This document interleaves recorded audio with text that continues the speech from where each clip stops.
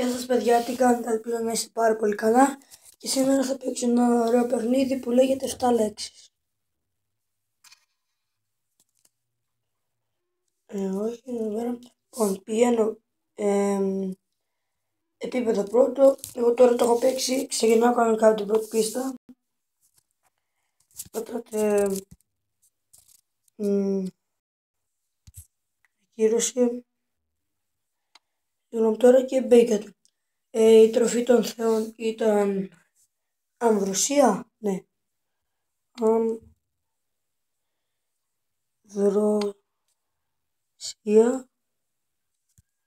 Και πατάτε το τικ. Είναι η πρώτη λέξη.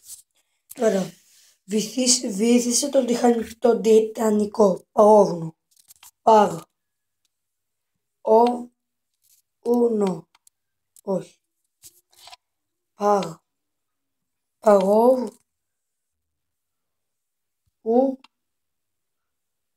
Νο. Αυτό το δείχνω. Ο μαύρος χρυσός. Πετρέλαιο νομίζω. Πετρέλαιο.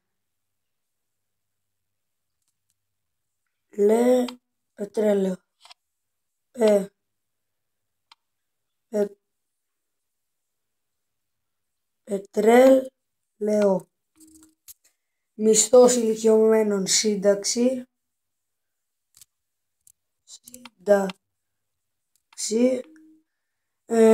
Κομμάτι σοσκάκι. Ύπος. Η μεγαλύτερη ήπειρος. Και σώζει ζωές.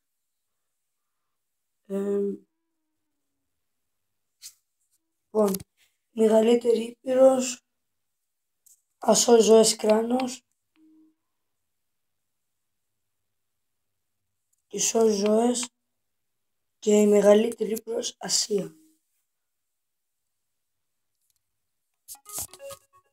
Βέβαια και για τελευταία.